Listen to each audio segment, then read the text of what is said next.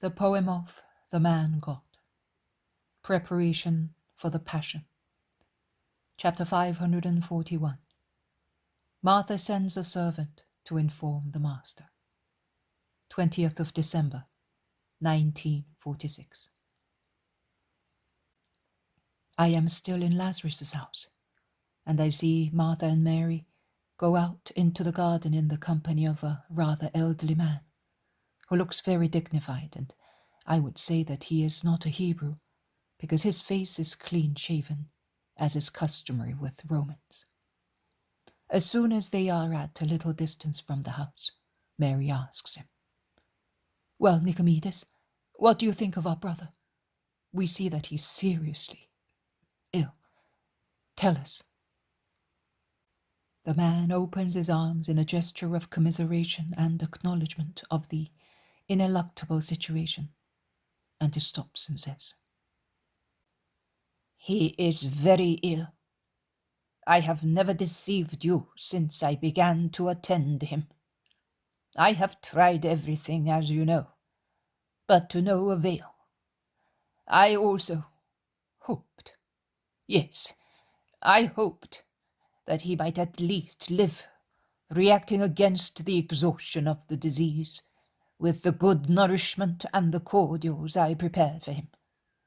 I tried also with poisons that preserve the blood from corruption and support one's strength, according to the old schools of the great masters in medicine.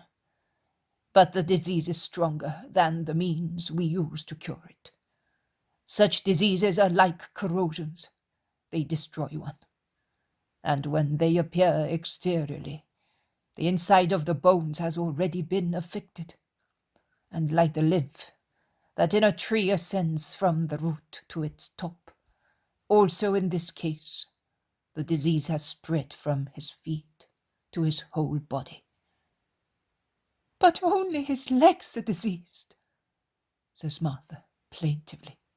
"Yes, but a high temperature causes damage to parts of the body that, instead, you think are healthy. Look at this little branch that has fallen off that tree. It seems to be worm-eaten only there, where it is broken. But look." He crumbles it with his fingers. "See, under the bark, which is still smooth, it is rotten right up to the top, where there still seems to be life, because there are still some little leaves. Lazarus is now dying. Poor sisters, the God of your fathers and the gods and demigods of our medicine have not been able to do anything, or they did not want to do it. I am speaking of your God. Therefore, I do foresee that his death is close at hand.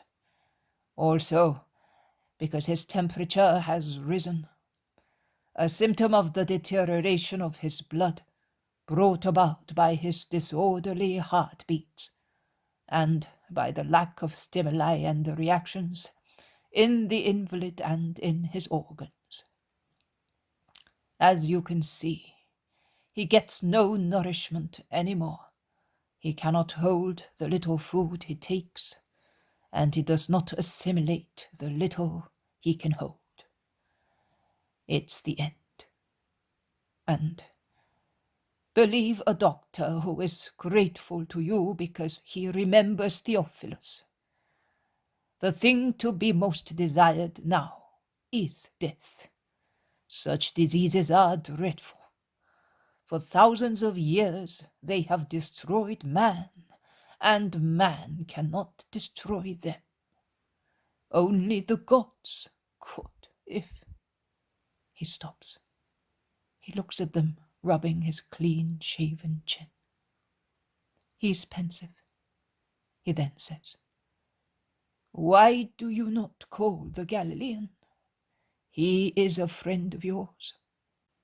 He can cure him, because he can do everything. I have examined people who were doomed and who have been cured. A strange power emanates from him. It is a mysterious fluid that revives and gathers together the scattered reactions and makes them wish to recover. I do not know. I know that I have followed him, being also mingled with the crowd, and I have seen wonderful things. Send for him. I am a Gentile, but I pay homage to the mysterious thaumaturge of your people. And I would be happy if he could do what I could not do. He is God, Nicomedes. That is why he can. The power that you call fluid is his will of God, says Mary. I do not ridicule your faith. On the contrary, I spur it to reach impossible limits. In any case, we read that at times the gods have descended upon the earth. I had never believed it. But with the science and conscience of a man and a doctor, I must admit that it is so.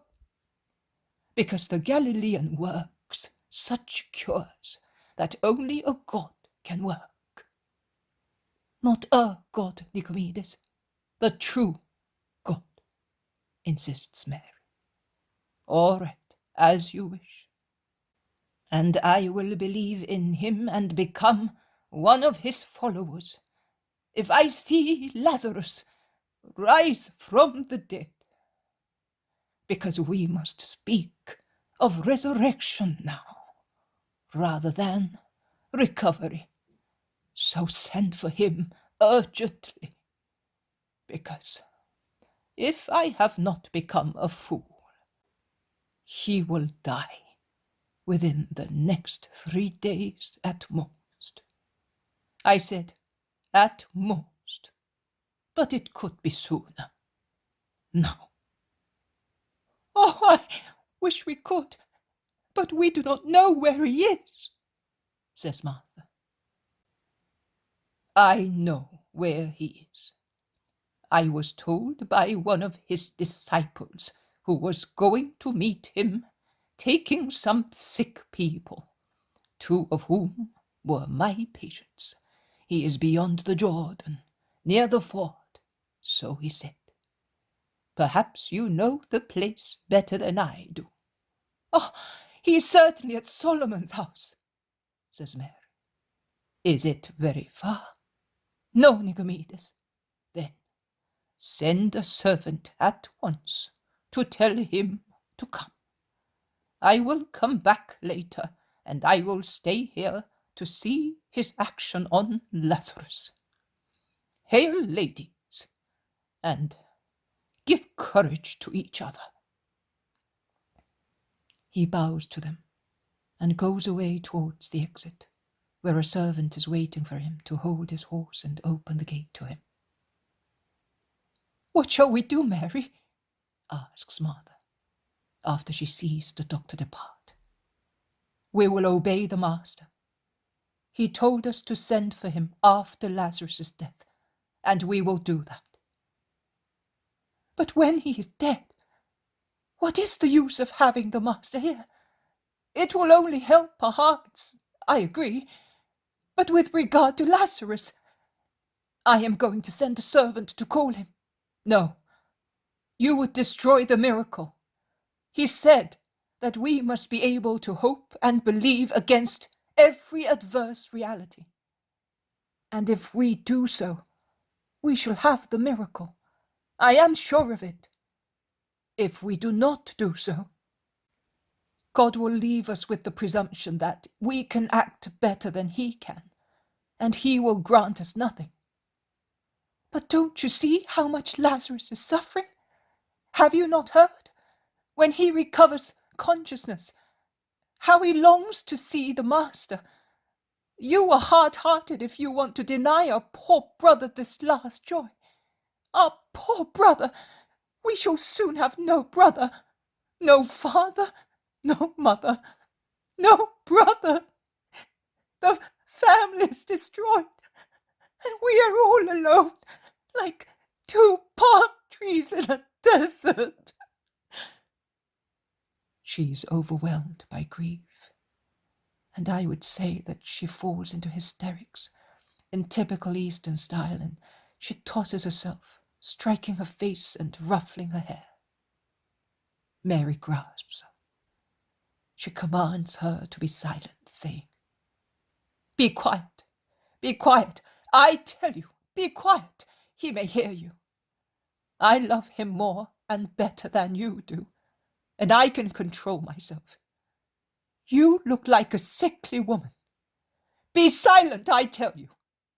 It is not with such frenzies that one can change situations or move hearts. If you behave thus to move mine, you are making a mistake. Think about it. My heart breaks, but it obeys. It persists in obedience." Martha, overwhelmed by the strength of her sister and by her words, calms down a little, but in her grief, which is more composed, she moans, invoking her mother. "Mother, oh mother, console me. I have had no peace since you died. If you were here, mother, if sorrows had not killed you, if you were here, you would guide us and we would obey you for the welfare of us all. Oh!" Mary changes colour and she weeps noiselessly. She looks dejected and wrings her hands without speaking. Martha looks at her and says, "When our mother was about to die, she made me promise that I would look after Lazarus like a mother. If she were here, she would obey the master, because she is a just woman. You are trying to move me in vain. You can say to me that I murdered my mother through the pains I gave her. I will say to you, you are right. But if you want to make me say that you are right in wanting the master, I say to you, no. And I will always say no. And I am sure that from Abraham's bosom she approves of me and blesses me. Let us go into the house. We have nothing left, nothing left. Everything. You must say everything. You do listen to the master, and you seem to pay attention while he speaks. But later, you do not remember what he says. Has he not always said that to love and obey makes the children of God and the heirs to his kingdom? So how can you say that we will be left without anything? If we have God and we possess the kingdom through our loyalty. Oh, it is true that one must be firmly determined in evil, as I was, in order to be, to know how to be, and to want to be firmly determined in good, in obedience, in hope, in faith, in love. You allowed the Judeans to laugh at and throw out innuendos against the master. You heard them the day before yesterday. Are you still thinking of the chattering of those crows, of the cheeping of those vultures? Let them spit out what they have inside. What does the world matter to you? What is the world as compared with God? Look, It is less than this filthy blue bottle, which is benumbed or poisoned with the filth it has sucked and which I trample on thus. And with a vigorous blow of her heel, she crushes a horsefly that is creeping slowly on the gravel of the avenue.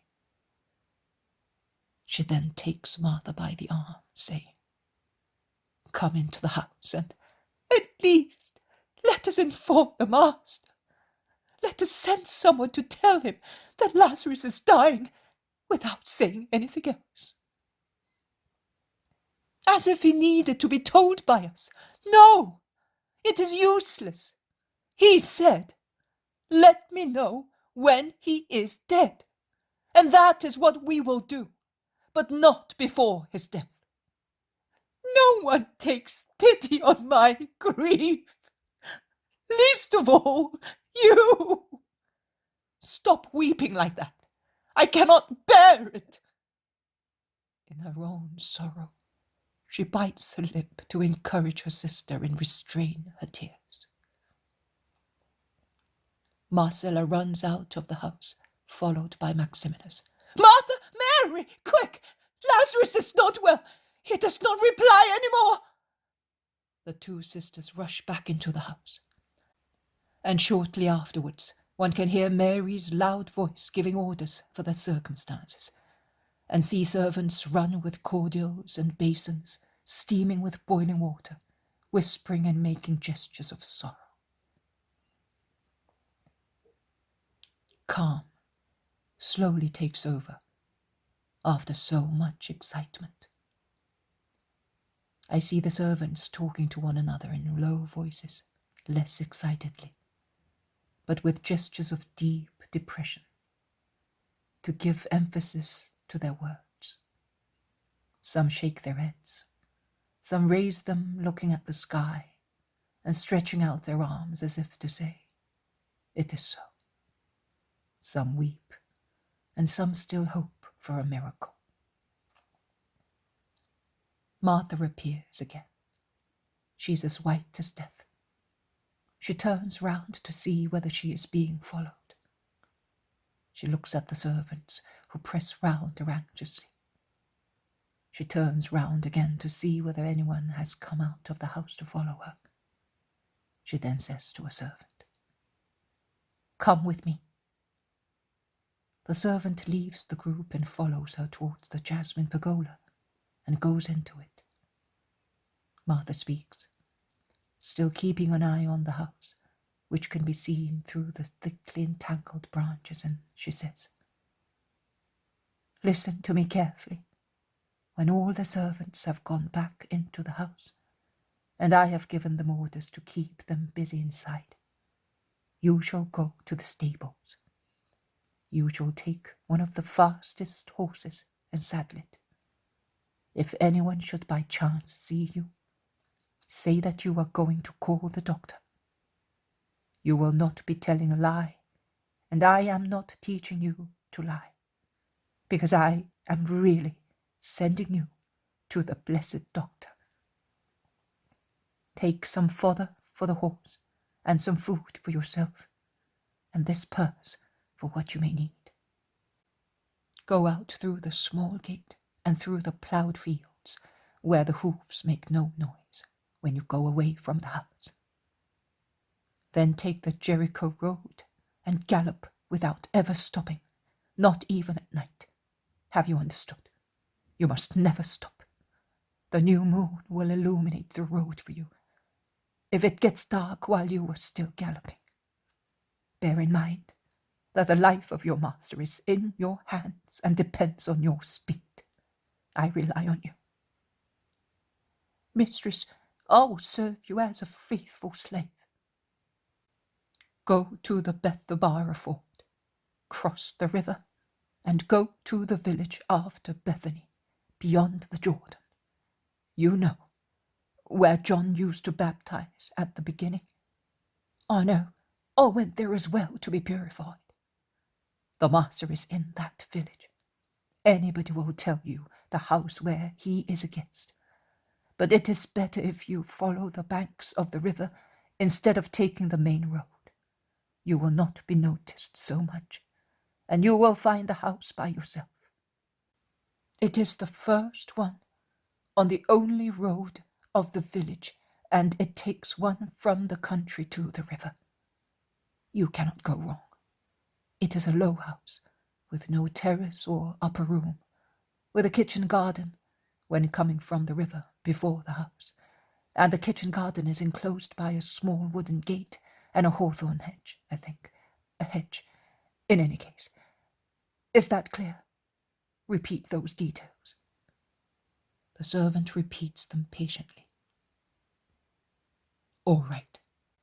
Ask to speak to him alone, and tell him that your mistresses have sent you to inform him that Lazarus is very ill, that he is dying, that we cannot resist any longer, that Lazarus wants him and asks him to come at once, for pity's sake.